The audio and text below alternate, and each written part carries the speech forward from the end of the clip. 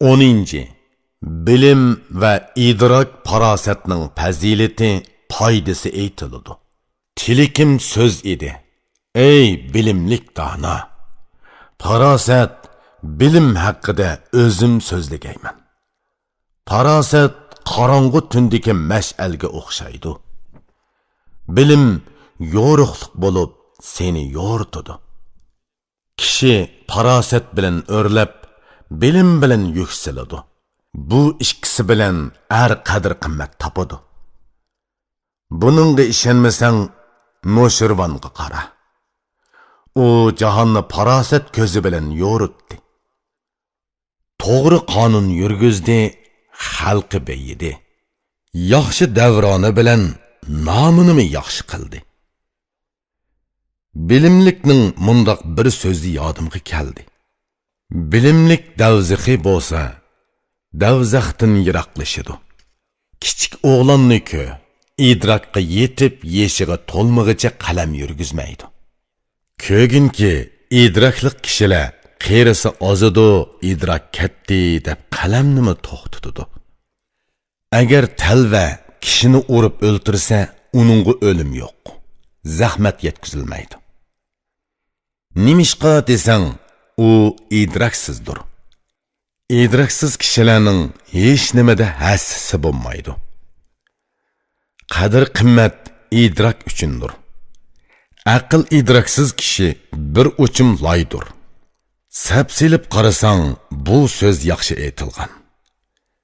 Aql idraksiz, bilimsizlar o'zini yuksaltirmaydi. Nazar solsang, barcha kishi kiyim kiydi. İdraklik, bilimliklar kiyim bilan emas, asli bilan qadrlikdir. İdraklik kishi esil bo'laman desa bo'lalaydi. Bilimi bo'lgan baglik qilsimi qilalaydi. Kimda aql idrak bo'lsa, u esil inson bo'ladi. Kimda bilim bo'lsa, u baglikka erishalaydi. Bo'z yer ustida inson bolasi qo'l ko'tardi. Hammani bilim bilan barpo qildi. Kishi aql idrak bilan esil otiladi. Bagla ishini bilim bilan yurgizadi. Tuman ming xil fazilatlar, ko'p madhilangan ishlar aql idrak bilan qilinganlik uchun maqtalgandir. Idrak ozliqini oz dema. Uning foydasi ko'pdir. Bilim ozliqini oz dema. U uchun qimmatlikdir. Dana so'zlagan munu 4 narsaning ozliqini oz deb sanama. Bu so'zni zihning bilan angla. Bu 4ning biri o't, biri yovdur. Üçüncüsü tiriklikning kushandisi bo'lgan kasaldir. Bulardan oxirgi biri bilimdir. Bu 4 narsani salchaqlama, qimmati yuksakdir. Bulardan har birining foydasimi, ziyinimi ko'p. Ba'zisi berimdek, ba'zisi ilmdek zarur. Bilim go'yo kimyodirki, butun narsani atrofiga yig'adi. U idrak o'rdisi. Hamma narsa uningga jamlanadi. İhbar va bilim bir-biriga o'xshash narsalardir. Uni o'zingda yoshirib saqlashga bo'lmaydi. Sen ihbarni yoshirsang, uning hidi bilinib qoladi. Bilimni yoshirsang, tiling oshkora qiladi. Bilim bir boyliqdirki, u zodi kambag'allashmaydi. O'g'ri hiylagarlarni o'g'irlab ololmaydi. Bilim va idrak kishi uchun kishandir. Kishanlik kishi yaramaz ishlarga yaqin borolmaydi. Kishi yaxshi ko'radigan etini kishallab tutadi. Minishlik etini bo'lsa, ko'zitib saqlaydi. Kishanlik qochanmaydi. Xolig'ining yuradi. Tushaklik yiroqlashmaydi, xoligan yeringda turadi. Aql idrak sana yaxshi va ishonchlik adashdir. Bilim naiti mehribon qarindoshdir.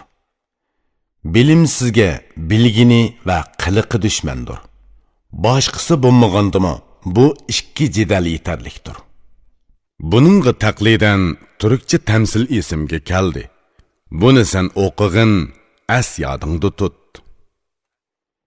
İdraklik kishi uchun idrakning o'zi chin do'stdir. Bilimsiz kishiga nomili yetarlik haqoratdir.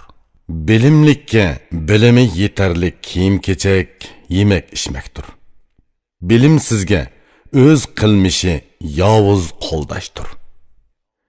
Ey idraklik yaxshi odam, g'azabni o'zingdan yiroqlashtir. Bilimlik bag, qahrlanma, nomingni yaxshi qil. Bu ikkisi bilan ishqa oldirab yiqillashma.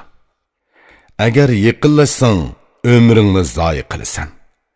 G'azab bilan qilingan ish doim pushaymonlik bo'ladi. Kishi qahrlansa, ishda odishidir. Kishi egri besiq, salmoq mijozlik bo'lishi kerak. Bag vazmin bo'lsa, kunlari yo'ruq bo'ladi. Muloyim ham xushbeil bo'lish kerak. Aql idraklik ham bilimlik bo'lish kerak. Kishini yaxshi tanlash uchun idraklik bo'lish kerak. Ishni yaxshi puttirish uchun bilimlik bo'lish kerak.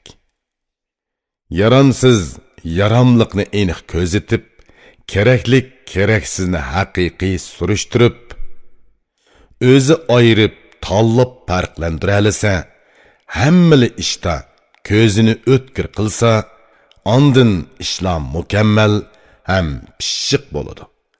Chunki bilimlik kishilar oshni pishiq yeydi. Bu xil kishilar tilikiga yetadi. Ikkili dunyoda ishi o'ngishliq bo'ladi. Qahrlanish bilan g'azab odam uchun yovuz narsa. Bu ikkisi bilan vujud davomliq aziyat chekadi. Bilimlik dono nima deganligini angla. Bu so'zga amal qil, ey mangzi qizil kishi. İnsan qahrlik bo'lsa, aqldan ozadi. Agar g'azab kelsa, farosatdan mahrum qiladi. Qahrlanish kishi uchun yovuzdir. U bilimni yo'qotadi. Oliyjanob kishilarmi qahrlansa qo'pollik qiladi. Bilimlik kishi nima deydi? Angla. Bilimlikning so'zi haqiqatan so'yimlik jonga o'xshashdir.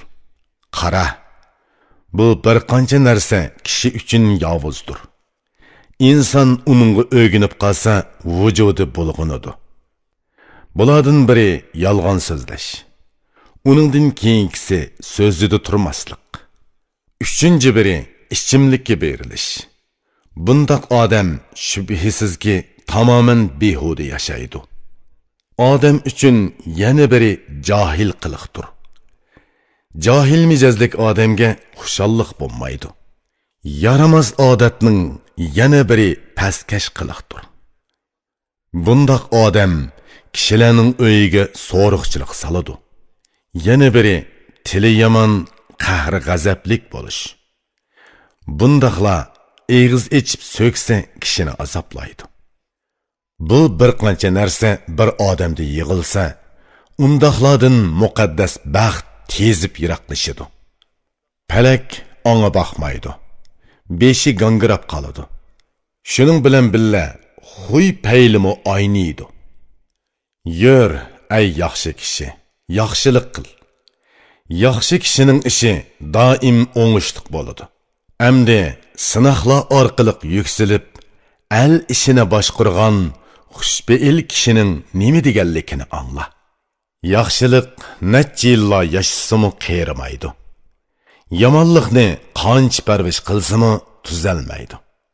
Yomonning yeshi qisqa, u pushaymon bilan qayriydi. Yaxshilikning umri uzun, u pushaymonsiz yuridi. Yaxshi har kuni yangi tilikini topadi. Yomonning g'ami kunda minglab oshidi.